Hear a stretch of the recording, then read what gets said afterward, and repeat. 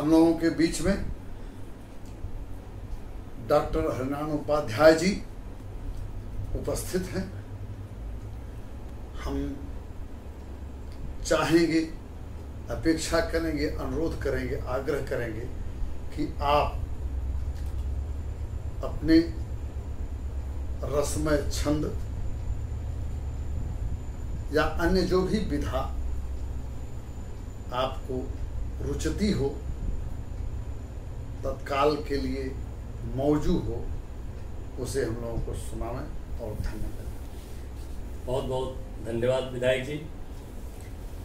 मानव जीवन की जो चाहनाएं हैं वही वासनाओं का रूप धारण कर लेती हैं, और जब वासनाओं का रूप धारण चाहनाएं कर लेती हैं तो जीवन में आर्द्रता आ जाती है।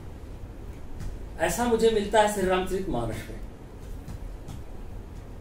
सुग्रीव के जीवन में जब वासनाओं ने घर कर लिया और वो कहने लगा कि शत्रु मित्र यारु दुख जग माही और मायाकृत परमारथ नाही। शत्रु और मित्र तो ये मायाकृत है, परमार्थता सत्य नहीं।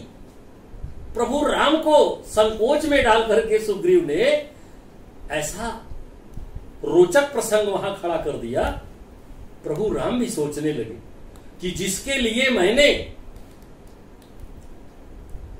इतना बड़ा निर्णय ले लिया कि उसके भाई को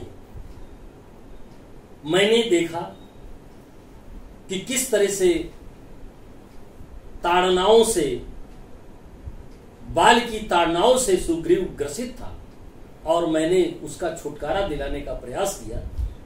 आज वो इतना बड़ा दार्शनिक बन गया। प्रभु कहने लगे कि ठीक है, जाओ, मैं देखता हूं।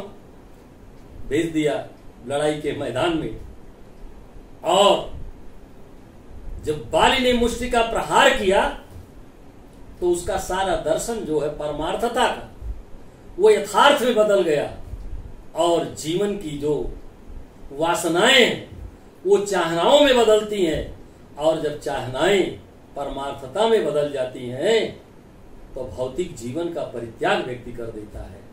मानो प्रभु श्री राम उसको याद दिलाते हैं कि देखो, अपने वास्तविक जगत में तुम आओ पहले, जहां से तुम्हारा मिलन हुआ है।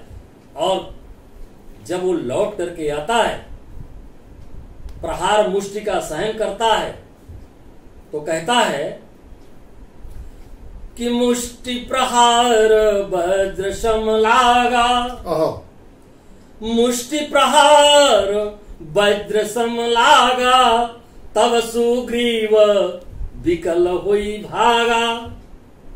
सुग्रीव के प्राण उड़ने लगते हैं, प्राण खतरे में पड़ जाते हैं। तब राम जी ने कहा कि इसका दर्शन अब आकर के सही हो रहा है। अब ये परमार्थता की दर्शन को त्याग करके यथार्थ की तरफ बढ़ाया है। अब लगता है कि इसको स्पष्ट हो गया है कि प्रभु राम क्या है, सुग्रीव क्या है और बाली क्या है। मित्रों, आज इस प्रसंग के माध्यम से हमें एक प्रेरणा लेनी चाहिए। अगर किसी तरह का अनुबंध करें तो उसे हमें साकार करने का हमेशा प्रयास करना चाहिए, और उसको हम तभी साकार कर सकते हैं जब हमारा प्रयास उत्तम कोटि का होगा। आपका प्रयास उत्तम कोटि का है, लोकप्रिय विधायक हैं आप, जनप्रिय विधायक हैं, सेवा की भावना है। इसी तरह से आपको ईश्वर सतत राजनीति के उस क्षितिज पर भेज करके गौरवमयी परंपरा को बढ़ाए, जिससे कि अच्छे लोग जनता की सेवा में जाकर के एक अच्छा दर्शन दे सके, उनकी बात को सुन सके। जैसे हमारे पंडित दीनदयाल उपाध्याय जी कहा करते थे कि अंत्योदय का क्या तात्पर्य है भाई, जरा समझ लीजिए आप लोग। अंतिम पायदान पर खड़ा हुआ वह व्यक्ति जिसको रोजी रोटी का प्रश्न नहीं है, जिसको अपने अस्तित्व की लड़ाई समाज में लड़नी है, कि मैं गर्व से कह सकूं कि मैं भी इस भारत देश का एक गरीब निवासी हूं। जिसका अंत होने वाला है उसका उदय जो करा दे वो एक सफल विधायक है। आप ऐसे विधायकों में से हैं। मेरी बहुत बहुत शुभकामनाएं आपको।